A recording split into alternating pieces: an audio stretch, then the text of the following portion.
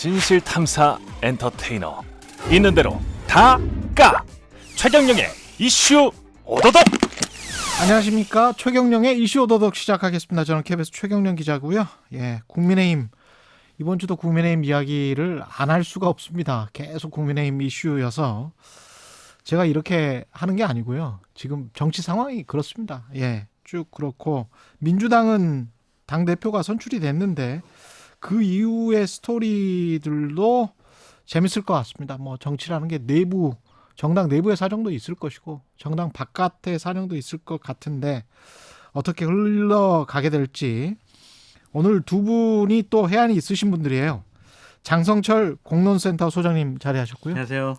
그리고 최민희 민주당 전 의원 자리하셨습니다. 안녕하세요. 민주당 얘기 진짜 하시는 거죠? 보통 뭐 방송 가면은 한 1, 2분 남겨놓고 민주당 얘기 간단히 하던데. 1, 2분 이야기해요? 민주당은 사실 아직 그럼 민주당 이야기부터 할까요? 그렇게 하죠. 하죠. 이재명 체제. 지난번에 또 민주당 이야기 꽤 했었어요. 저는 항상 민주당 이야기를 항상 해요. 심지어는 원고에 없어도. 할 얘기가 없습니다, 솔직히. 민주당 이야기가. 아니 근데 사람들 이슈가 없어요. 전부 그쪽으로 쏠려 있기는 해. 그럼요. 사람들 모든 관심사가. 그래서 어쩔 수 없이 국민의힘 이야기를 먼저 하긴 해야 돼요. 요새 드라마 시청률도 안 나올 것 같아.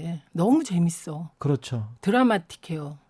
드라마틱한 지금 상황인데 지금 상황은 오늘 이 시점에서는 목요일 이 시점에서는 정리가 좀 된 것 같습니다. 그러니까 윤석열 비대위원장 직무대행입니까? 윤석열이요? 아니 윤석열. 권성동. 헷갈렸습니다. 일체화되게 느껴지나 봐요. 그래서 끌어내리시려고 그러세요? 비대위원장. 권성동 비대위원장 직무대행 체제로 가는 거죠, 그냥. 일단 갔다가요. 5일날 당원 당규 개정을 하고 8일날 이제 전국위원회를 열어가지고요. 이제 새로운 비대위원장을 선임을 해서 새롭게 비대위 체제를 꾸리겠다라는 건데 일단은 주호영 전 비대위원장을 다시 8일날 이제 새로운 비대위원장으로 선임을 하겠다라고 지금 얘기를 하고 있어요. 주호영을? 다시 또다시 비대위원장. 아, 그렇게 됐었어요? 네.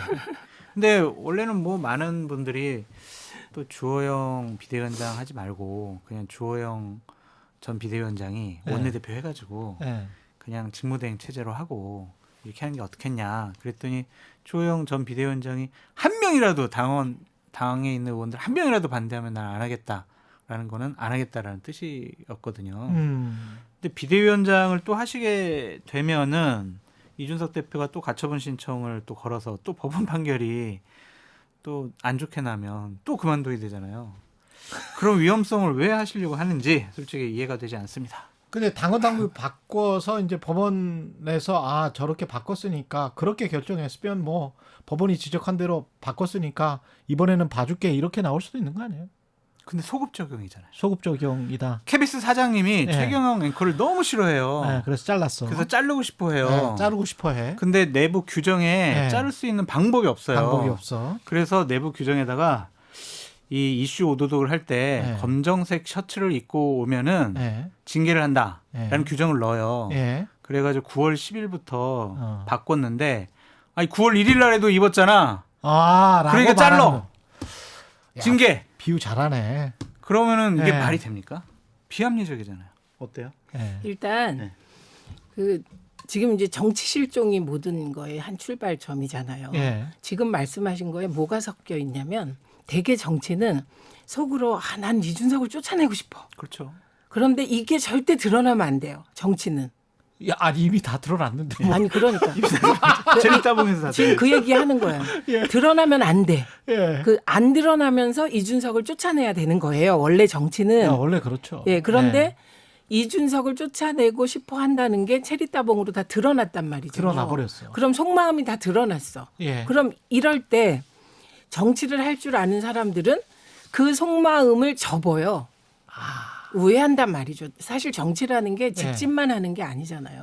그런데 지금 윤석열 정부의 핵심 마인드, 내가 보기에 그 마인드는 별건의 별건 수사라고 저는 생각해요.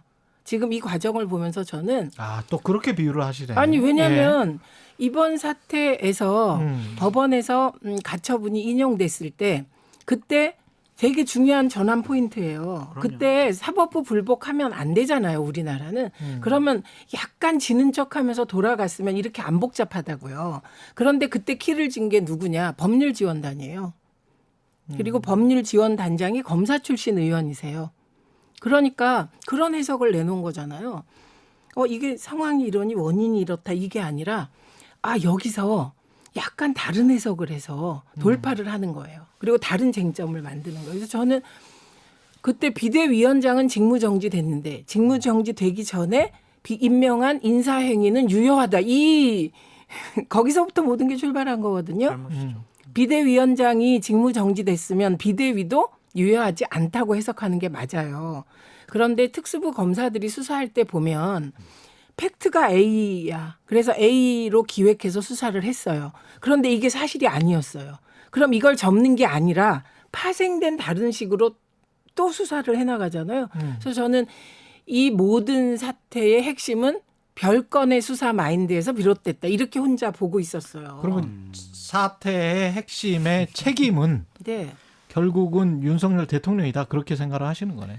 사실 지금 그 임금님 귀는 당나귀 귀 된 거 아닙니까? 지금 우리 사회가. 예. 아니, 그 벌거벗은 임금님. 전 그래도 예. 좀 살아야 되니까 예. 최민희 의원님의 그런 인식에 전혀 동의하지 않습니다. 아 그래요? 겉으로만 그렇게 말씀하시고 지금 일단은 저는 예. 살아야 되니까요. 계속 말씀하십시오. 아니 이게 다 우리가 추정이니까요. 예. 예. 그래서 이제 정치가 때로 미학이 되고 예술이 됐던 시대가 있어요. 그게 DJ 때도 사실은 그랬고 그게 지금 사망한 사실은 고르바초프 같은 사람도 뭐 그렇죠. 예. 그런데 멋진 이제 지금은 예술이었죠. 예. 그나마 정치인들이 공익을 내세우면서 사익을 추구하거든요. 예, 그래서 정치가 비루하기도 하고 비겁하기도 하고 때로 잔인하기도 한데 예. 이제 그런 것조차 없어진 거예요. 그냥 기획해서 이준석 대표를 내보내야 돼. 그러면 ABC의 길이 있어. 그걸 그냥 노골적으로 드러내놓고 하는 거예요. 그러면 정치인들은 왜 있어야 되냐. 그래서 저는 지금 이 시점이 윤석열 대통령에게도 국민의힘에게도 그리고 민주당의 정치인들에게도 매우 고민거리를 많이 던지는 시점이라고 생각해요. 운전을 하다 보면요. 예. 이렇게 직진만 할 수 없잖아요. 예. 막히면 옆으로도 돌아가고 좀 백미러도 그쵸. 보고 사이드미러도 보고 이제 노란색 불 들어오면 좀 브레이크도 밟고 그래야 되잖아요. 그러지 않는 것 같아요. 딴 게 다 없어요. 지금 국민의힘의 지도부가 갖고 있는 자동차에는 이게 엑셀만 있는 것 같아요. 계속 가요. 이러면 사고 나죠. 사고가 1차적으로 났잖아요. 네. 법원에서 이거 아니야 했는데 계속 가고 있어요. 큰일 났어요. 아니 근데 왜 그렇게 해야 돼요? 나는 이게 좀 이해가 안 되는 게 엄청 똑똑하신 분들이 모여서 그것도 경륜도 있으시고 뭐 사회적으로도 뭘 하셨든 간에 하여간 최고의 경력이 있는 분들이 보통 국회의원을 하잖아요.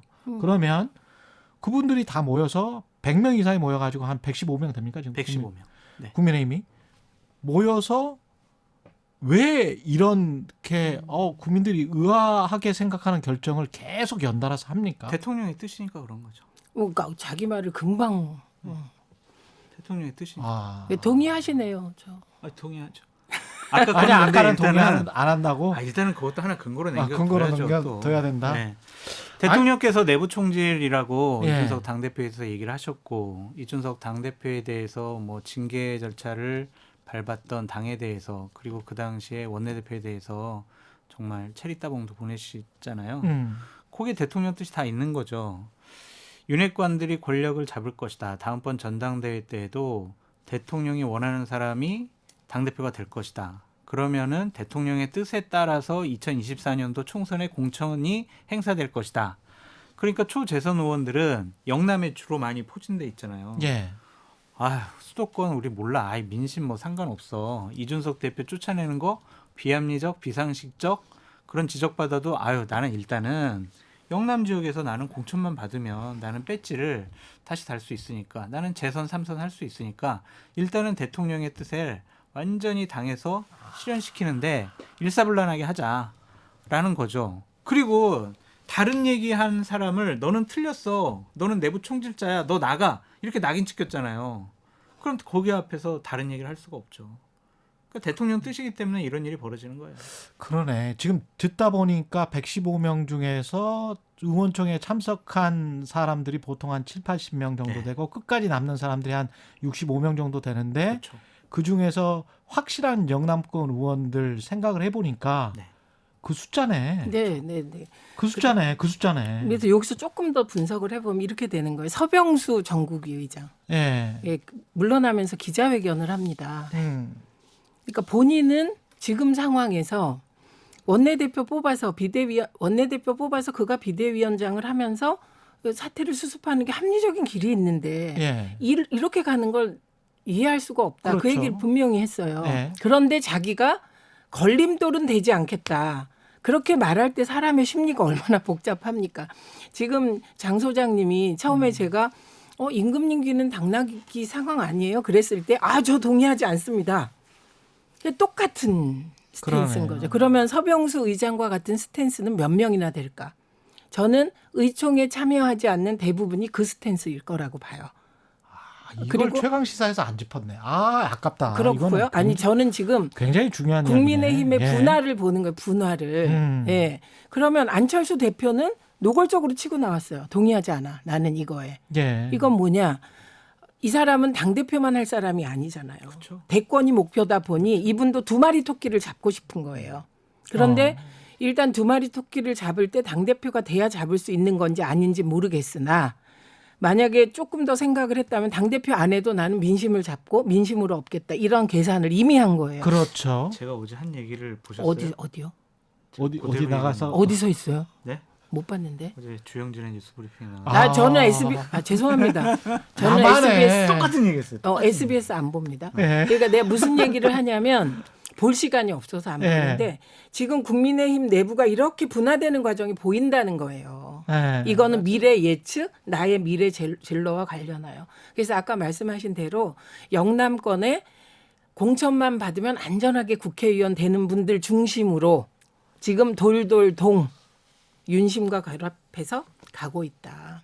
그럼 이거는 내부에서까지 이렇게 분화되면 이게 집권초는 되게 보시면 집권초에 이게 확장돼야 되는 거죠. 그렇죠. 집권적 보통 확장하죠. 특히 예. 이 정부는 윤석열 정부는 더 집권초 확장이 중요해요. 왜냐하면 표차가 적었으니까. 0.73%의 석승이었기 때문에 아주 그 신승을 했기 때문에 확장이 목표인데 보세요. 내부에서도 줄어서 영남권 의원들 중심의 대책으로 가는 거예요. 그렇죠.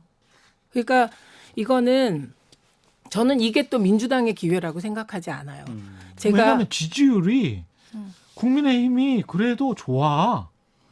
이런 상황에서도 이런 상황임을 생각하면 상당히 좋은 거예요. 그 혼조세라고 봐야지. 그러니까 혼조. 윤석열 대통령의 지지율은 계속 하락세지만 국민의힘은 집권 이후에 뭐 그렇게 뚜렷한 윤석열 대통령의 지지율만큼 하락세는 아니야. 그런데 난 그것도 물어보고 싶어. 왜 그런지. 그거는 예. 처음에 혼조세예요. 왜 그런지 아세요? 예. 집권 초기에 모든 국민은 중도까지는 이 정부가 성공하길 바래.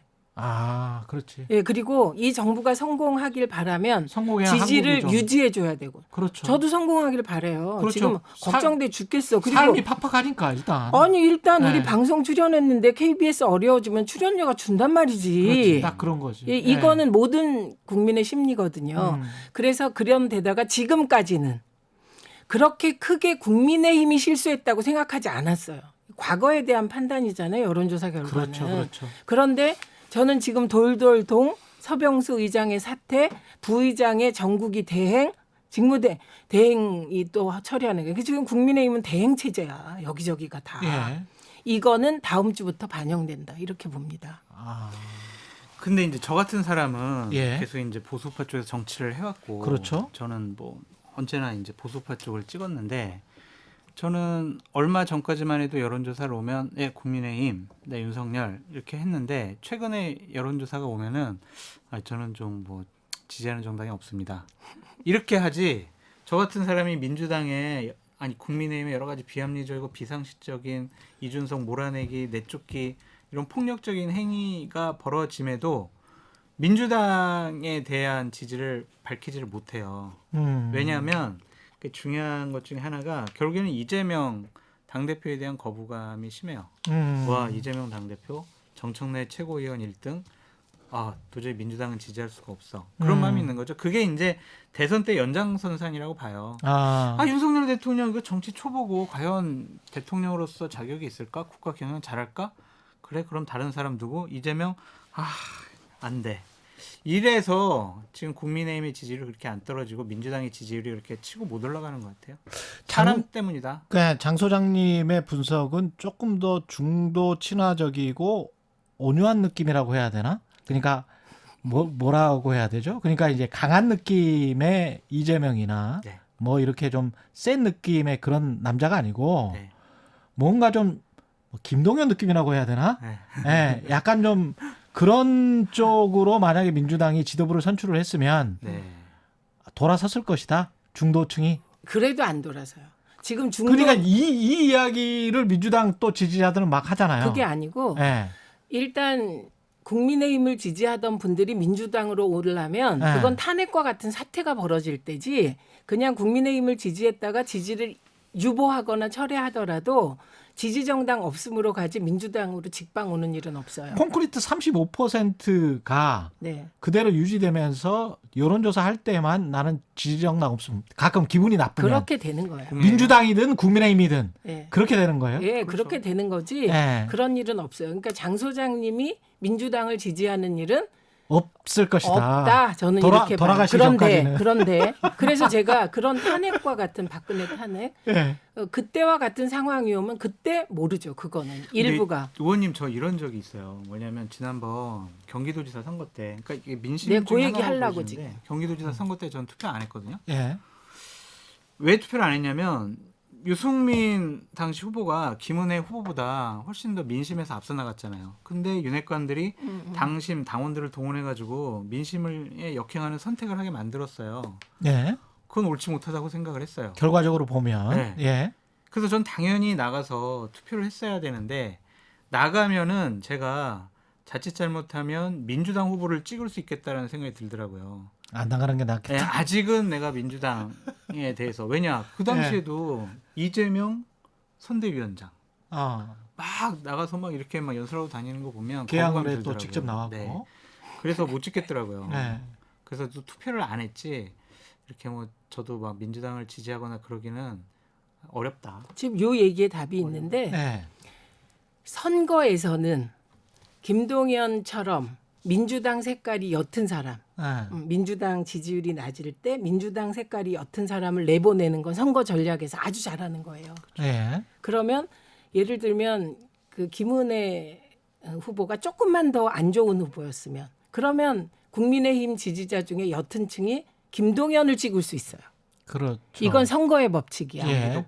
지사감은 김동연인 것 같아. 그렇지. 그러니까 김동연 후보가 승리한 원인은 민주당 색이 옅었기 때문이에요. 그러니까 그거는 민주당이 선거 전략을 잘 써서 유일하게 건졌다 이렇게 보는 데고요. 그다음에 당대표 선거는 다른 거예요. 당대표 선거는. 그럼요. 당대표 선거는 제가 지금까지 이렇게 쭉 보면 민주당이 당대표를 중도 소구력 있게 뽑아서 그다음 선거에서 이긴 적이 한 번도 없습니다. 이길 수가 없어요. 그건. 그러니까 당은 당의 정체성과 그 당의 노선과 그리고 그 사람이 일치하는 사람을 뽑는 거예요. 이건 예. 당원과 지지자가. 그런데 그 뽑힌 당대표가 김동연 같은 공천을 할 때 그 정당은 이기는 거예요. 이재명은 근데 그거를 할 수 있습니까? 그거 모르죠. 안 해봤으니까. 장 소장님은 어떻게? 나 이거는 할 앞으로 것 같아요. 쉽지는 않다. 네. 예. 그러니까 저는 유보. 왜 유보냐면 저는 당대표 하기가 대통령 하기보다 힘들다는 말이 있어요. 제가 국회 들어갔을 때 박지원 원내대표가 그때 이제 제가 박지원 계보 1호예요. 예. 계보가 저 하나였어요. 아 그래요. 그렇게 말씀하신 이유가 저는 개혁 성향의 사람이잖아요. 시민단체 출신이고. 예. 그러니까 팩트만 체크하고 다니는데 이런 사람이 필요하다는 거지. 박지원 대표님이 엄청 일을 잘하시는데 저에게 몇 명 초선을 앉혀놓고 국회의원이란 게요. 국회의원 한 명을 대구에서 서울로 데려오는 게 좀 한 포대를 풀어놓고 서울로 몰고 오는 것보다 힘듭니다. 그러시는 거예요. 그래서 당대표 하기가 대통령 하기보다 힘들다. 네, 거기다가 저는 민주당에 관해서는 다시 또 거기에 국회의원들의 뭐 생각이 다른 거 그거는 뭐 하나의 뭐 입법기관이고 본인이 헌법기관이니까 충분히 뭐 다른 게 당연하다라고 생각을 하는데 권리당원 문제 그냥 권리당원 문제라고 해야 될까요? 이게 어떤 정당 민주주의의 문제가 지금 대두가 되고 있어요. 민주당의 맞아요. 문제는 맞아요. 핵심적인 문제는 그겁니다. 네. 그러니까 국회의원이라는 엘리트 네. 뽑힌 선출직과 국회의원들 일부를 인정하지 않는 정당원인데도 불구하고 그러니까 인정하지 않는다는 게 그 수박이라는 단어가 저는 인정하지 않는다라고 보는데 그 인정하지 않는 권리당원들의 상당수 그게 어느 정도인지는 모르겠지만 그게 분명히 있거든요. 그랬을 때 이재명 당대표는 지금 그 인정하지 않는 것 같은 수박은 인정하지 않는 것 같은 권리당원들의 막강한 지지를 받고 당대표가 된 거는 사실이죠. 그거를 제가 수정해 드릴게요. 다들 이렇게 언론이 잘못 쓰면 이렇게 된다니까. 자, 수정을 해 주십시오, 그러면. 예, 우선 3월 9일 이후에 개딸들이 20만 정도 들어왔습니다. 그런데 그들은 이번에 당대표 선거에서 투표권이 없었어요. 아니. 저는 아니, 제가 제 말한 얘기 들어보세요. 아니, 잠깐만요. 아니라니까, 그냥 개딸이라고 그거를 제가 말한 적도 없고 권리당원이라고 말한 게 제가 이렇게 제가 분석을 해서 드릴게요, 그러면. 제가 더 지난번에 제가 설계한 건데. 아니, 대선 때 네. 대선 때 가장 많은 표를 얻었을 것으로 보이는 계층은 40대, 50대 남자예요. 이재명 후보는. 그리고 이번에 권리당원 같은 경우도 그 뭐 개딸들의 뭐 어쩌고 저쩌고 이 언론의 이 프레임을 말씀드리는 게 아니야. 그게 아니라니까요. 아니고 제가 더 잘 알잖아요, 내부는. 그럼 권리당원 일단 들어보시라고. 예. 지금 민주당의 권리당원 분포는 첫째 DJ를 지키려고 70년대, 80년대에 들어온 권리당원이 있습니다. 네. 이분들은 대개 예. 60대, 70대, 심지어 80대까지 있어요. 예. 이분들이 주로 호남 분포고 호남 분포도가 많아요. 예, 이런 하나 있고 그다음에 열린우리당 시절을 거쳤습니다. 민주당이. 그때 열린우리당 때 가장 능동화됐던 말하자면 친노 지지자들이 또 한 축을 이루고 있어요. 예. 그리고 그거의 연장선상으로 친문이 있었죠. 근데 이 친문은 결정적인 변곡점을 받아요. 그게 2015년 온라인 입당법이 통과돼요. 그 온라인 입당법을 제가 그렇죠. 대표 발의했는데 예. 그건 뭐냐면 정당 가입 절차를 본인 인증을 핸드폰으로 할 수 있게 한 거예요. 예, 알겠습니다. 그러니까 이때 예. 어떤 현상이 나타나냐. 3, 40대가 대폭 들어와서 온라인 당원이 돼요. 그때가 2016년에 안탈 나입, 안철수 탈당 나입당. 그때 18만이 들어와요. 예. 그다음에 선거가 있잖아요. 예. 선거 때마다 경선하잖아요. 특히 이번에 120만이 된 거는 지방선거 경선을 하면 기초자치단체장부터 시도의원까지 경선을 하니까 엄청나게 오프 당원이 들어와요. 그래서 80만 정도였던 권리당원이 120만이 된 거예요. 그런데 그래서 그 40만의 지방선거용으로 들어온 분들은 사실 지방선거용? 네. 예. 이 지방선거용이 무슨 뜻이냐면 예. 저도 남양주시장 선거할 때 예. 경선했잖아요. 근데 저는 당원들을 모을 필요가 없겠죠. 인지도가 있으니까. 그런데 시도의원들은 그게 아니잖아요. 그러니까 시도의원들이 한 명당 적어도 300~400명을 가입시킨다니까요. 3,000명이 뛰었어요. 저희가 지방선거에서 후보가.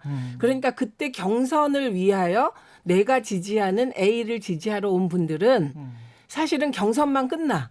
그러면 능동성이 확 떨어져 버려요. 그러니까 이재명을 이번에 찍은 사람들은 누구예요? 그래서 예. 그 80만 중에 예. 거기 이제 분석을 해보면 그 DJ를 지키러 들어왔던 분들 있잖아요. 그분들은 호남 분포가 맞고 호남 출신들이 많아요. 진짜 민주당의 오랜 그 당원들이죠. 이분들의 상당수가 이낙연 후보를 지지했어요. 그건 뭐 당연하겠죠. 지지했고. 그러니까 이재명 후보를 지지한 분들은 소위 깨시민이라는 분들 중에 대다수. 친노 친문. 예, 친노 친문 중에 열린 우리당. 예, 그 개혁적인 성향의 분들이 친노 친문. 예, 이번에 이제 이재명 후보를 지지를 하는 아니 거죠. 제가 아까 그 말씀드린 거는 그런 어떤 구성이나 그런 거를 말씀드린 게 아니고 권리당원의 요구가 그렇게 막강해서 이렇게 갔어요. 어떤 구성이든 간에. 그래서 77.77%로 당선이 됐어요. 근데 그중에 상당수 분들이 일부 국회의원들을 수박이라고 보세요. 그러면 지금 아까 이제 저도 수박이래요. 최민희 의원이 말씀하신 것처럼 당대표가 그렇게 되고 나서는 박지원 의원이 이야기한 것처럼 그렇게 힘들다며요. 네. 근데 이 지금 상황이 더 힘들 것처럼 제가 보이는 거는 권리당원의 요구는 굉장히 선명하고 드세. 그리고 강해. 그리고 그 수박이라고 찍힌 사람들의 거는 약간 좀 이분들이 봤을 때는 이제 온건하고 타협적이야. 그랬을 때 그 한쪽에 그 상당히 많은 권리당원의 지지를 받고 그리고 상대적으로 의원들의 지지는 그러니까 그게 구기득권이든 뭐든 간에 뭐라고 정의하든 간에 그거는 상대적으로 좀 약하다라고 평가받는 이재명 당대표가 당을 운영하는데 굉장히 좀 심란하지 않겠느냐. 그 질문을 드린 거예요. 저도 수박이라고 하세요. 네. 그분들이. 그러니까 네. 지금 제가 이 얘기를 드린 이유는 개혁적인 분들이 지금 엄청 답답한 거예요. 윤석열 정부가 이런데 비대위 체제 민주당이 하는 일도 없고 되는 일도 없고 그렇죠. 때로 엉뚱한 소리도 하고 그래서 그 답답함이 모아져서 이재명 대표가 직진하는 스타일이잖아요. 예. 그러니까 개혁해라 이런 취지로 뽑아준 게 맞다는 얘기를 하는 거예요. 근데 이 정치라는 게 근데 맞아. 근데 같은 말을 한다. 그러니까 동의한다니까. 똑같은 이야기인데 정치라는 게 윤석열 정부가 만약에 계속 이제 어떤 수사를 하고 그다음에 뭐 관련해서 지금 이번에 예산안 나온 것도 비정한 예산안이다 이렇게 이재명 당대표가 비판을 했는데 거의 이제 반대 방향으로 이렇게 쭉 가는 것 같잖아요. 그리고 또 수사는 또 계속 하고 그다음에 공공기관 감사나 뭐 이런 것도 계속 지금 하는 거 아닙니까? 뭐 이 상황에서 강대강 구도로 이 윤석열 대통령 계속 가는 겁니까? 일단 어떻게 보세요? 일단은 근데 정무수석이 가서 예. 일단은 하루속히 빨리 여건이 안정화되면 일단 만납시다라고 했잖아요. 예. 만나고 나서는 그렇게 강대강 대치하기가 쉽지 않을 거예요. 왜냐하면 의원님 뭐 더 잘하시겠지만 정기국회 때 민주당이 협조를 안 해주면은요 원하는 법안 하나도 통과 안 될 겁니다. 예산안도 발목 잡고 통과 안 시켜줄 거예요. 중점 사업 같은 경우. 그렇다면 어떻게 국정 운영을 하겠습니까? 그래서 막 많은 분들이 이재명 당대표를 기소해서 그리고 전 정권에 대해서 탈탈 털어가지고 많은 분들을 기소하고 법적 처리하고 사법 처리하고 이런 식으로 예상을 하는데 쉽지가 않을 것 같아요. 집권 초에는 사실은 지금도 집권 초긴 하지만 네. 그냥 그런 분위기였잖아요. 저는 네.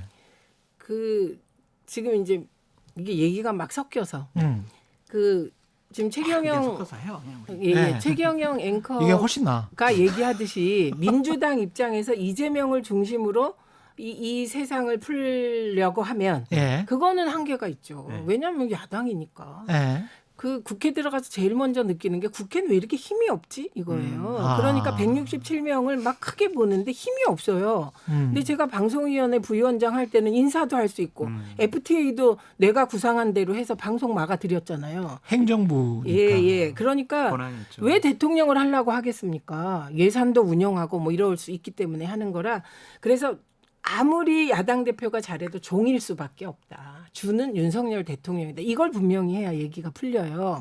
그리고 그다음에 저는 지금 이 국정 운영이 어떻게 될 거냐는 뭐와 연관되어 있냐면 지금 윤석열 대통령이 누구와 이 전국의 이 위기를 풀어나가려고 하느냐와 연관돼 있다고 봐요.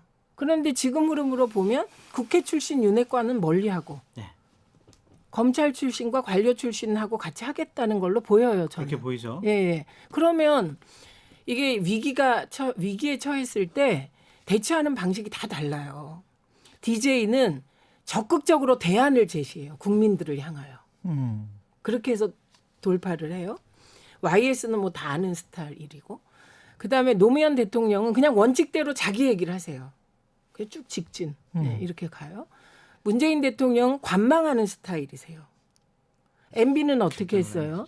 처음에 MB는 실용적인 대통령으로 성공할 수도 있겠다고 우리 생각했잖아요. 그랬죠. 네. 그런데 위기가 왔어요. 광우병으로 네. 지지율이 14%로 떨어졌어요. 그러니까 어떻게 됐습니까? 전 정권 보복 수사로 들어갔잖아요. 그래서 그 비극이 일어났잖아요. 그러니까 이런 식으로 비극에 대처하는 자세가 다 있는데 이때 나타나는 공통된 현상은 스크럼 짜는 거예요. 우리 편. 네, 이렇게. 확실한 내 편으로 스크럼을 짜는 거예요. 그리고 윤석열 대통령께서는 저는 검찰 특수부 검사 출신의 내가 과거에 같이 일하던 부하들하고 스크럼을 짜겠다고 결심한 것으로 보여요. 저는 좀 생각이 국회도 달라요. 정치도 아니 그러니까 일단 그렇게 스크럼을 짠 것으로 보여요. 대통령실은 일단 지금까지는 네. 대통령실. 저는 왜 생각이 다르다고 말씀드리냐면 지금 어쨌든 인적 개편이 있잖아요. 대통령실에 그렇죠. 많은 비서관들과 행정관들이 지금 나가고 있습니다. 추석 전까지 대략 60명까지 80명까지 내보낸다는 얘기가 있는데 가장적인 상징적인 인사를 저는 뭐 우리 지금 보도되고 있는데 장경상 예를 들면 정무기획비서관 이렇게 선임을 하겠다라는 거거든요. 정무기획 비서관 자리에 장경상이라는 사람에 대해서 두 분은 잘 모르시겠지만 몰라요. 네.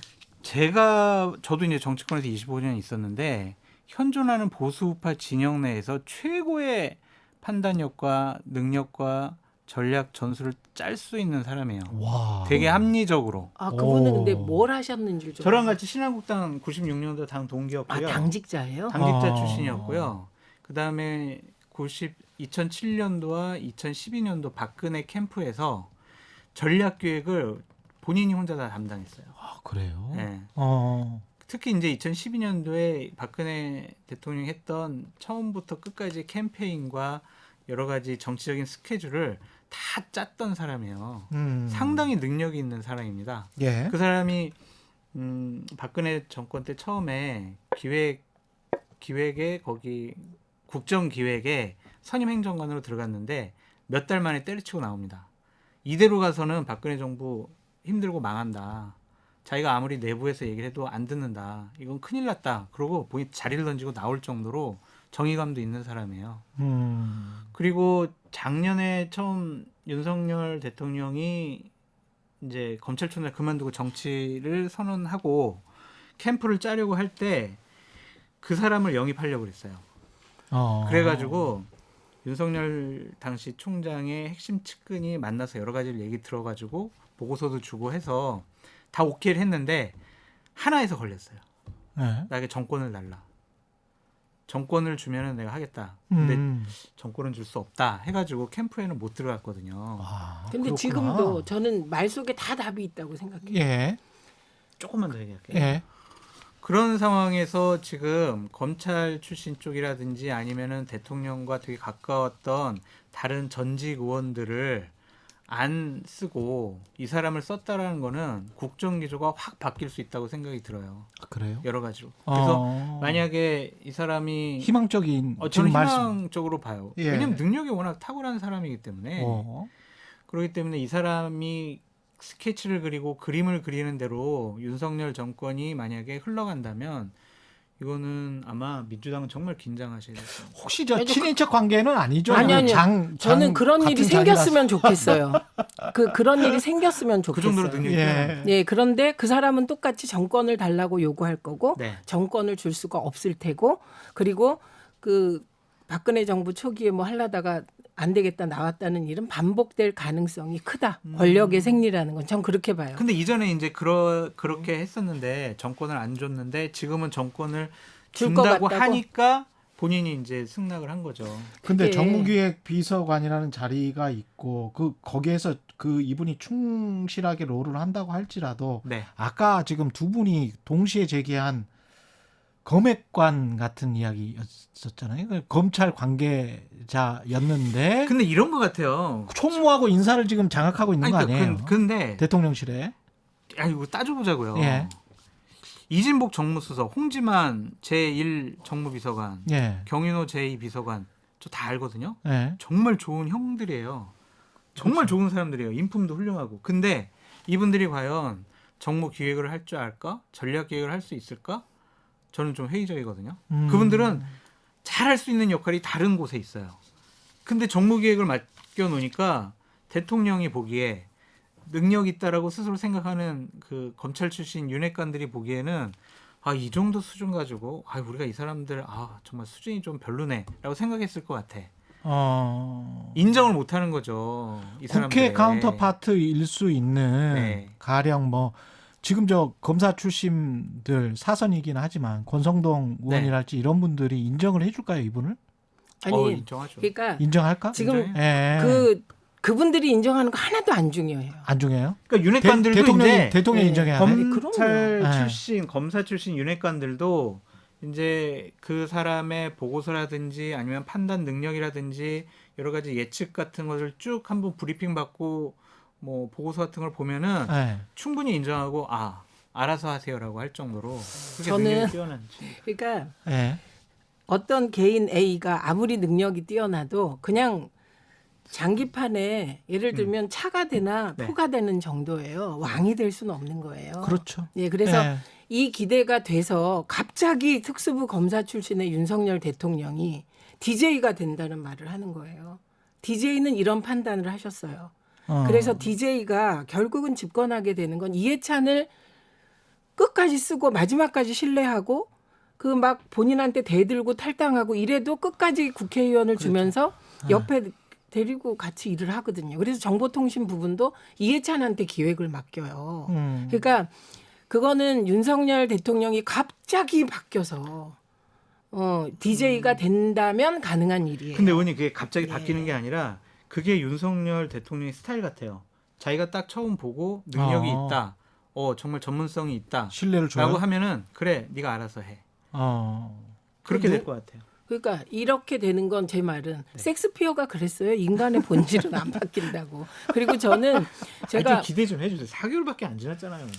저는 기대보다 잘하길 바랍니다. 근데 기대는 약한데 그래서 이 기대가 정무기획비서관 하나가 들어가서 나라가 바뀔 구조는 아니다. 대한민국이 청와대 대통령 비서실이 그렇게 되지 않는다. 오히려 저는 이상민 장관, 한동훈 장관이 핵심이 되고 그리고 검찰 출신의 검핵관들이 중심이 돼서 기획을 하고 그리고 예를 들면 아까 그러니까 여기서부터는 정치의 기술이 발휘돼야 되는데 그렇겠죠. 예. 국회 출신을 안 쓸 수는 없어요.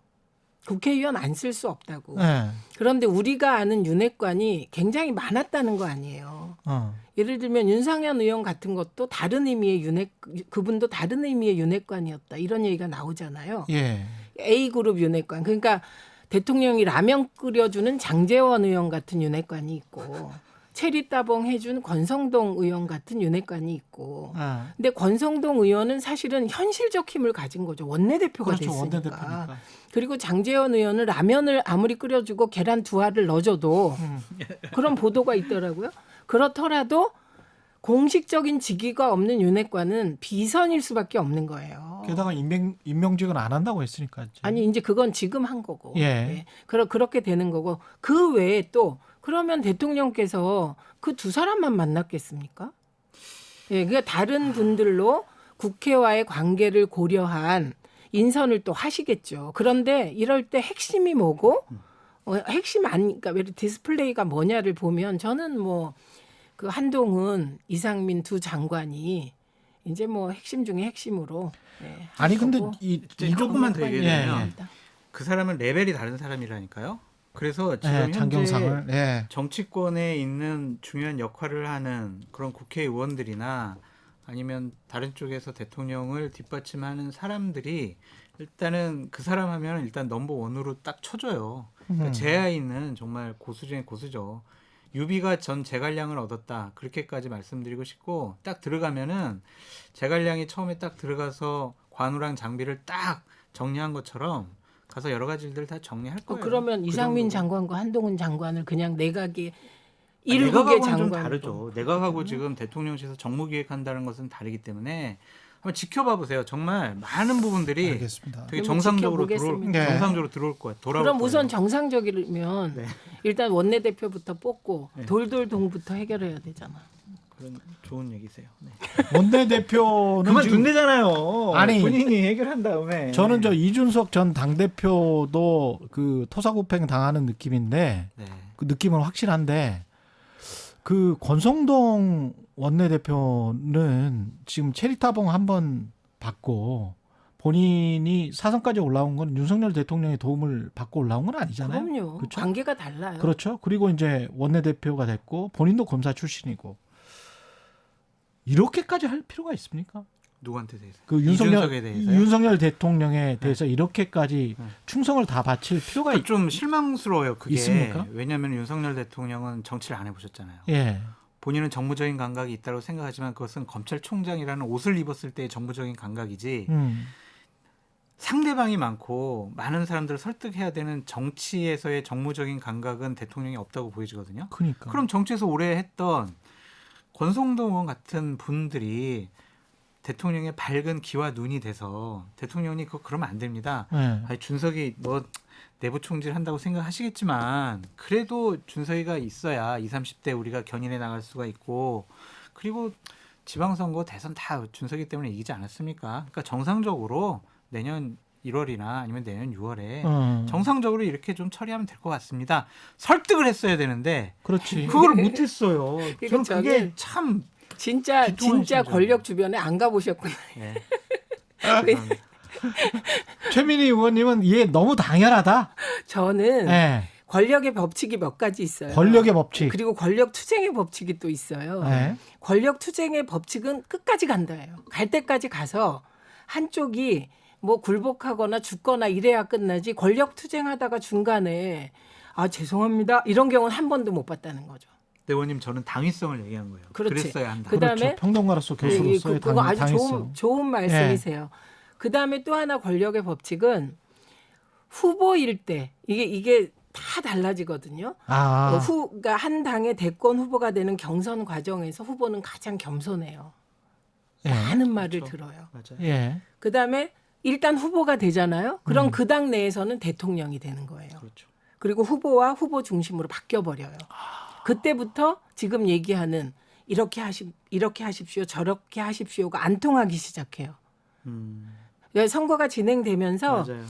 당선 가능성이 높으면 높을수록 안 돼요, 그게. 근데 이제 대통령이 되잖아요. 예.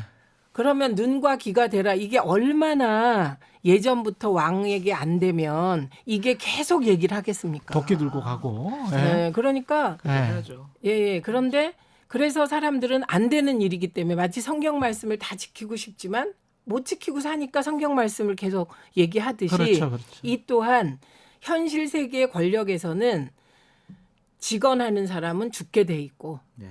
듣기 좋은 말을 하는 사람은 권력 옆에 있게 돼 있다가 권력의 법칙이에요. 그러면 그 아부만이 권력의 법칙에 바뀐다. 따르면 이준석 전 당대표는 신당을 창당할 수밖에 없네. 저는 2024년도 1월달, 2월달쯤에 할 것 제가 같아요. 2023년 말부터 지각 변동이 슬슬 일어나다가 의원님과 생각이 비슷한데. 네. 비슷하네. 그래 지금 그러니까 제가 지금은 아니죠. 지금 이준석 대표가 신당을 창당한다. 나는 안 한다.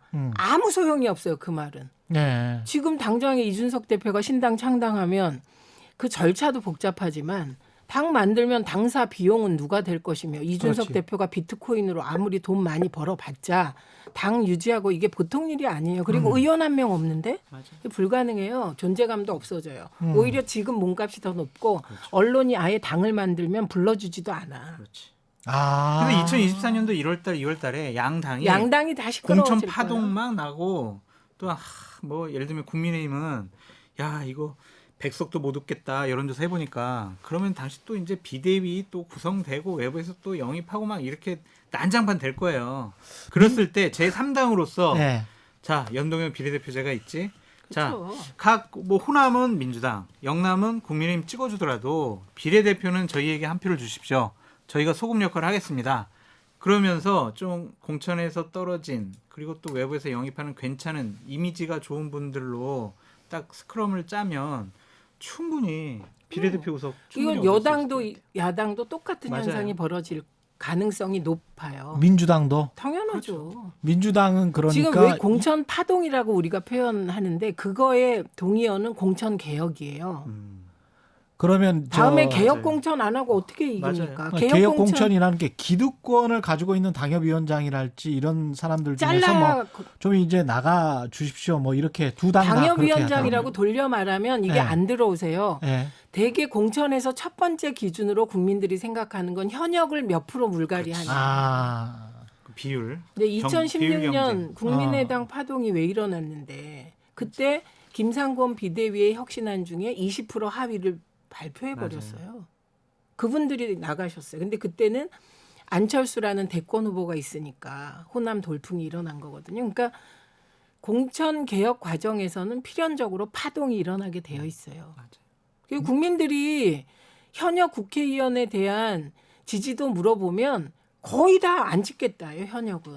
국민의힘은 이미 드러나 버린 것이고 민주당은 이게 잠재해 있다가 언제나 드러날까요? 그리고 제가 말씀드리잖아요. 예. 이재명 대표가 예. 지금 아까 그 얘기 좀 더 하면 이재명 대표 앞에는 두 가지 과제와 세 가지 도전이 있습니다. 예. 예, 두 가지 과제는 뭐냐? 총선 승리해야 돼. 그렇죠. 승리하려면 어떻게 해야 돼요? 민생에서 실력을 보여야 돼. 그렇겠죠. 예, 두 번째, 이 야당으로서 민주당을 방어해야 돼. 이걸 자꾸 이재명 방어라고 하는데 저는 민주당 방어라고 생각해요.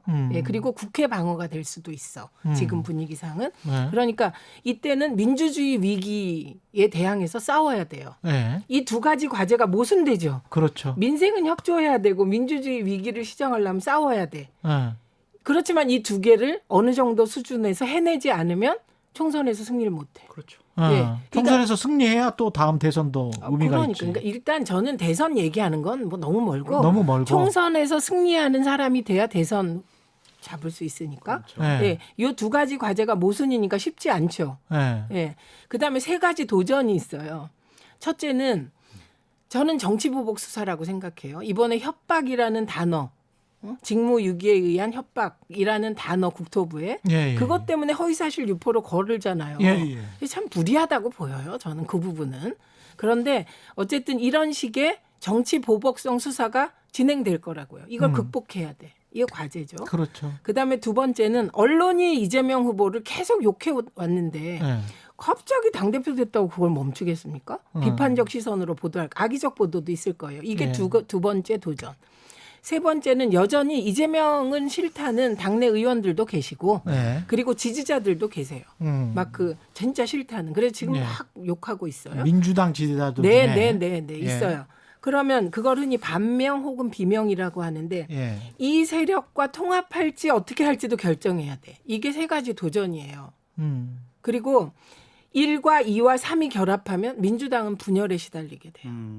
이게 가장 큰 도전인데 그런데 이 도전에서 긍정적인 요인도 있지. 선거가 없잖아요. 아, 한동안 예, 예를 들면 외부에서 그 정치보복적 수사, 사법 리스크를 저는 민주당식 표현으로는 정치보복적 수사라고 보는데 예. 그런데 그 아무리 해도 외부적인 도전이잖아요. 예. 그러니까 이건 내부를 똘똘 뭉치게 할 근거가 되는데 선거에서 져버리면 모든 지도부가 물러나거든요. 근데 이재명 후보의 그 긍정 요인은 선거가 없다는 거예요. 그건 대통령한테도 긍정요인 아닙니까? 선거가 없으니까 지금 예. 긍정적인 요인으로 발휘가 돼야 되는데 근데 네. 여기는 이준석 다른- 쫓아내는데 그러니까 준석이가 없어도 20, 30대가 없어도 선거가 없으니까 일단은 내가 당을 장악해야 되겠다라는 쪽으로 가고 있잖아요. 이상한 거죠. 네. 왜냐하면 평지풍파를 일으켰다고 저는 봐요. 그때 편집할- 살다 살다 이런 건 처음 봤어요. 봤어. 진짜. 아니, 대선 지선 이긴 대표를 그러니까. 아무리 싫어도 그렇죠. 아니 근데 이렇게 해서 당을 장악을 했어요? 네. 아, 했어요? 장악해 아, 가는 장악이요? 중이지. 네, 장악했어요. 윤석열 대통령이. 그래서 제대로 장악하기나 했는지. 왜냐하면 장악 당무 개입 안 한다고 그랬거든 또. 근데 뭐 또 그거는 전화하셨다고 사실 아니죠. 네. 때체리 그건 아닌 것 따봉으로 같아요. 그거는 그건 원론적으로는 당무 개입 안 하는데 예. 대통령이 당의 1호 당원이거든요. 그걸 어떻게 당무 개입 안 하겠습니까? 그러면 아니, 전화까지 끝나고도- 하셨다며. 끝나고 의총 전화까지도 하셨고. 그럼 누가 지금 나중에 당 대표가 되는지에 따라서 대통령 윤석열 국민의힘과 이재명 민주당인지 이렇게 구분이 될 거. 이거를요. 됩니까? 저는 예. 당 차원으로 보면은 되게 시야가 좁아진다고 좀 생각이 들어요. 예. 대통령은 이제 윤핵관들한테 실망을 했어요. 아 그래요? 준석이 좀 빨리 좀 깔끔하게 쫓아내라고 했는데 실망했구나. 고기가 있잖아요. 예. 이거를 아주 잘 드는 그 칼로 싹 매끈하게 쓸었어야 되는데 아, 톱으로 쓸어가지고요. 고기가 완전 너덜너덜 된 거예요. 그러니까 실력이 없는 주방장이라고 생각을 한 거죠. 예. 그러니까 얘네들하고 정치하면 안 되겠다라고 생각을 해가지고 멀리하잖아요. 대통령실에 장제원, 권성동 이 두 원이 집어넣었던 행정관들 싹 드러내고 있잖아요. 정보가 다 글로 가는 거예요. 대통령실에서 결정된 사항들이 먼저 간 거예요. 그런 사항에 대해서 대통령은 그런 이제 의미였구나. 안 되는 거죠. 이 사람들하고 예. 이제 정치를 안 하겠다라고 아. 한 거고 결국엔 누구랑 하겠냐고요. 윤핵관들 빼놓고 정치를 할 수 있는 그룹은 스페어 타이어처럼 하나 만들어놨어요. 뭐 김한길 국민통합위원장. 저는 김한길 국민통합위원장이 그냥 국민의힘 바운더리를 넘어선 더 큰 정계 개편을 생각하고 있다고 제가 이 얘기 봐요. 계속 그래서 하고 다녔는데 이준석 당대표가 창당은 다른 사람들이 할 것이다. 그 안에 다른 사람들 그게 그거군요. 그게 김한길의 행보에 대해서 주목을 하시죠. 그러니까 김한길 대표 잘 알죠. 야 오늘 정보 정말 많이 나온다. 아니 뭐가 나와요? 이거 우리가 다 다른 방송에서 한 아, 얘기인데 그래? 내 뉴스공장에서도 아 그래? 제가 뉴스공장을 안 듣습니다. 예 저는 KBS 최경영의 네, 최강 시사. 그것만 봅니다. 이것만 봐. 네. 그런데 그 어떤 얘기 말씀을 드렸냐면 두 가지 신당 창당 가능성이 있어요. 네. 하나는 이준석 신당. 이거는 지금 내가 안 하겠다와 아무 그 관련이 없고. 없어. 그냥 흐름이 그렇게 가는 거예요. 그다음에 또 하나는 다른 정당이 나올 수 있다. 윤석열 중심 일종의 친이 쿠데타 정당. 맞아요. 친이 통합 정당이 나올 수 있다. 아. 그러면서 제가 드린 말씀이 김한길 대표는 늘 주목해야 되는 기획통이다. 맞아요. 여기 가나 저기 가나. 아. 네, 그 말씀을 드리거든요. 그러니까 이게 무슨 얘기냐면 이렇게 생각해 보세요. 미션을 줬어. 이준석을 몰아내. 뭐라네. 예, 그랬더니 두 개의 안이 올라온 거예요. 장제원 의원식의 비대위를 구성해서 권리료 규정하고 자르고 가자. 그런데 권성동 대표가 이건 아니야. 사고로 규정하고 이렇게 가는 게 더 낫다. 그래서 직대가 됐단 말이죠. 이 두 개가 다 하나는 실패했고 하나는 이게 꼬여가지고 이게 안 되는 게 된 거예요. 그러니까 미션 임파서블 미션 수행에 다 실패한 거예요. 두 분이. 그러니까 그걸 우리가 회가 올라왔는데 회가 매끈해야지 회가 찢어지고 막 이러면 먹고 싶지 않죠. 그렇죠. 그 비유가 아주 적절한 거예요. 그러면 이 상황이 계속 가. 지지율이 떨어져. 그러면 네. 이거는 국민의힘 자체를 무능하다고 인식하게 되는 정확한 거예요. 표현이에요. 예, 이게 제가 당정 대통령 입장에서는 네, 당무 개입 뭐 이런 얘기 나오니까 생각나는 게 노무현 대통령께서 그때 이제 고팀 부산 팀이 당정 분리라는 그때 당정 분리하자. 맞아. 다 반대했어요. 어떻게 여당이 당정 분리를 합니까? 당정 일체가 돼야지. 그렇죠. 예. 그래서 당정 분리란 있을 수 없는 거예요. 근데 지금 약간의 당정 분리 현상이 나타나기 시작하는 거예요. 뭐 견제 감시 뭐 이런 이야기가 나와요. 아니 그러니까 여당 의원들한테. 집권 여당이 무슨 견제 감시야. 그건 말이고 네. 원론적으로. 원론적으로 하는 얘기고 제가 아까 얘기하잖아요. 정치는 늘 공익을 얘기하고 그러나 뒤에서는 네. 그 국민의힘의 사리사욕을 챙기는 나는 국회의원들의 뒤를 잘 모르니까 아니 그런데 앞만 보고 살아서 지금 여당은 똘똘 뭉쳐서 문재인 대통령이 어쨌든 부동산 때문에 심판을 우리가 받았지만 예. 마지막까지 45% 지지율을 유지한 가장 근원적인 힘은 당정청 협조가 마지막까지 잘 됐기 때문이에요.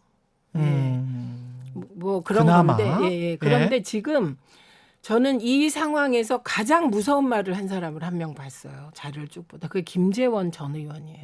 뭐라 그 그랬습니까? 보셨어요? 인터뷰에서 대통령의 운명은 국회가 결정한다. 이런 말을 했더라고. 와우. 그래서 제가 그거예요? 우리가 생각하는? 모르겠어요. 우리가 모르겠어요. 생각하는 거는 뭐 탄핵입니까? 아니 저는 아니, 뭐 그건 저는 국민들이 절대로 그걸 안 바랍니다. 그거 안 할 걸요. 두 번이나는. 예. 싫어요. 저도 예. 싫어요. 그래서 힘들잖아, 어쨌든 근데 너무. 그렇게 예. 얘기를 했더라고. 그 말이 왜 나왔겠어요. 그러니까 이게요. 새롭게 개편한다. 예, 대통령이 돼서 제가 DJ도 그러셔서 한 2년 하시더니 너무 힘들다. 자, 여기에서 마지막 어떤 영향을 미칠 수 있는 요소 한 가지만 짚어보고 끝내겠습니다. 김건희 여사가 영향을 미칠 것 같습니다. 이 모든 전 과정에서. 어마어마한. 왜냐하면 사건이 아직 남아있고 이재명 당대표는 사건이 다 까발려졌지만 김건희 여사 같은 경우는 사건이 남아있어요. 공공지구도 남아있고 무엇보다 도이치모터스 같은 경우는 대선 전에 상당히 밝혀진 사실들이 있기 때문에 KBS 보도가 결정타였어요. 사실. 네. 그렇기 때문에 이거를 덮고 그냥 계속 이 국회 상황에서 가기는 힘들 것 같은데. 제가 좀 짧게 말씀드리면 어떤 이중잣대 없이 당연히 어떤 사람에 좌우돼서 이런 검찰 수사라든지 경찰 수사, 사법적인 잣대가 달라지면 안 된다고 생각이 들어요. 저는 그냥 공정하고 상식적으로 김건희 여사 관련된 사건도 제대로 진행이 돼야 된다라는 원론적인 생각을 갖고 있고요. 김건희 여사가 너무 윤석열 대통령에 끼치는 영향력이 너무나 커요. 단적인 게 뭐냐면은 캠프에 있을 때 아무리 윤석열 대통령을 설득을 해도 안 들어요. 그런데 캠프에 있는 사람들이 라인을 어떻게 생각했냐면 김건희 여사한테 연락을 해가지고 설득을 해달라고 그러자. 다음날 반응이 와요. 바뀌어요. 어쩔 수 없는 현실적인 거예요. 그게 옳고 그르다라는 게 아니라 대통령의 생각을 바꾸고 영향력을 끼치기 위해서는 올바르게 하기 위해서는 가장 설득을 잘할 수 있고 영향력이 있는 사람이 현실적으로 김건희 여사거든요. 그래서 김건희 여사 부분에 대해서 자꾸 야당이 두드러 패는 것만이 능사가 아닌 것 같다라는 좀 생각이 들어요. 그래서 그런 현실적인 힘들, 영향력을 좀 인정해 주시면서 영향력을 인정해줘? 네. 직책도 없는데? 아유, 대통령 부인이 영향력이 가장 크다고 봐야 되겠죠. 아니 그러니까 이게 여태까지 지금 말씀하시는 게 맞는 것 같은 게 전문가나 일반인 다 공익 시사저널에서 왜 영향력 조사하잖아요. 가장 영향력을 많이 줘. 근데 윤석열 대통령이 가장 영향력이 있다. 윤석열 대통령에게 가장 영향력을 끼치는 사람이 누구냐? 1위가 김건희였는데 전문가든 일반인이든 70%가 넘어. 퍼센트가 너무 높잖아요. 너무 높아. 그러니까 그게 여태까지 다른 뭐 윤성동 뭐 이런 쭉 밑에요. 여태까지 그렇게 네. 살아왔거든요. 검찰총장 되고 대통령 될 때까지 네. 의존이 되게 컸거든요. 그래서 현실적으로 그 힘을 못 빼요. 그러니까 그 부분에 대해서는 좀 인정을 하시면서 공격을 하시고. 근데 이게 공적으로 인정이 되나? 이제 이 얘기가 네. 저 헌법 질서를 위반한다는 그러니까. 느낌이 확 네. 들어서 아니 이게 그게 그거보다는 그 유연함 현실적인. 공적인 개념은 아닌 것 같은데. 예. 아닌데 예. 아니에요. 그게 옳다라는 게 아니라니까요. 현실적으로 현실적으로 그래요. 그거를 도저히 어떻게 바꿀 수가 없어. 어쨌든 그거는 뭐 큰일 났네. 이런 유연함까지 네. 그 민주당이 발휘할 수 있을지는 제가 잘 모르겠습니다. 네. 굉장히 법적 질서나 정치적 질서를 넘어선 유연함을 말씀하시는데, 근데 저는 이렇게 생각해요. 그래도 대통령은 윤석열 대통령입니다. 그럼요. 예. 그래서 민주당이 어떤 일을 할 때 민주당도 공적 기관이잖아요. 윤석열 대통령과 하는 것이다. 이게 첫 번째. 이게 무너지면 안 될 것 같고. 예. 그다음에 저는 김건희 특검법이라는 게 사실 뭐를 하겠다는 거지? 예, 예를 들면 요즘 온로비 특검을 얘기하던데 특검은 드루킹 특검, 온로비 특검 뭐 이렇게 명확해야 그렇죠, 되잖아요. 명확하게. 예, 예. 그런데 김건희 특검법이라고 했을 때 어쩐지 김건희 여사 주변에 문제가 많았고 과거에 뭐 이래서 그런 과거를 하는 건가? 예, 그래서 좀 김혜경 여사 기소하지 말아라 특검 아니에요? 딱 한꺼풀 벗겨보면 김건희 특검은. 그렇게 누군가 활용하려고 머리를 쓸 수도 있겠죠. 네. 그러나 그거는 드러내놓고 그럴 수는 없으니까. 그래서 저는 특검은 보다 명확해야 한다는 쪽이에요. 당연히. 예, 그래서 오히려 제가 당연히. 그냥 예. 그 민주당의 정치 고관여층 저를 포함하여 그쪽에서 원하는 김건희 특검의 내용과 일반 국민들이 지금 진짜 궁금해하는 게 약간의 불일치가 있다는 걸 알았어요, 최근에. 맞아요. 그래서 예. 제가 지금 진짜 궁금한 거는 청와대를 폐쇄하고 개방하고 대통령실과 관저를 만들잖아요. 네. 거기에 지금 돈이 300억이 더 들어갔다. 네. 이렇게 SBS가 보도를 했습니다. 네. 그러니까 결국은 저는 돈의 흐름이 가장 중요하다고 보는 입장이라 오히려 제가 궁금한 건 대통령실 그 소위 비용, 관저 비용, 그리고 지금 국방부는 어떻게 됐지? 합참은 어떻게 됐지? 이후에 돈은 얼마 들지? 그래서 그 수의 계약했잖아요, 다. 그 부분에 돈이 어디로 흘러갔느냐, 제대로 썼느냐, 안 썼느냐가 오히려 저는 더 국민들의 관심사인 걸 알았습니다. 아, 그래요? 그래서 현재 벌어지는 일을 막아야지. 과거는 사실 과거를 추적해서 죄를 묻자는 거잖아요. 이거는 뭐 하고 그건 하더라도 지금 더 필요한 일은 현재 만약에 혈세가 낭비되고 있다면 그걸 막아야 되잖아요. 그래서 현재 특검이 필요하다면 더 필요하다. 그래서 국정조사 국정감사 때 민주당 열심히 하셔야 되겠네요. 네, 이번 네. 국정감사. 저는 이게 가장 필요한 일인 것 같고 그다음에 아까 말씀하셨잖아요. 예. 이재명 대표가 예. 그 말하자면 개혁을 강하게 요구하는 열성 권리당원들에게 이제 둘러싸여 있을 때 문제가 될 수 있는 문제. 여기서 팔로우십 얘기가 나오는 거예요. 알겠습니다. 이 여기까지. 특검, 예. 한마디만 더. 예. 하나만. 예. 그래서 짧게. 지지자들도 예. 김건희 특검인지 예. 아니면 수의 계약 국정조사인지를 지도부가 선우 완급을 조정할 수 있게 기회를 줘라 이 말씀을 드리고 싶다는 알겠습니다. 거죠. 특검은 검찰 수사가 끝나야지 할 수 있는 거 아닌가요? 그 말씀도 적절한 것 같고 최경련의 이슈 오도독 장성철 공론센터 소장이셨고요. 최민희 민주당 전 의원이었습니다. 고맙습니다. 고맙습니다. 예, 저는 단단한 껍질에 쌓여 있는 궁금한 이슈를 들고 다음 시간에 다시 돌아오겠습니다. 고맙습니다.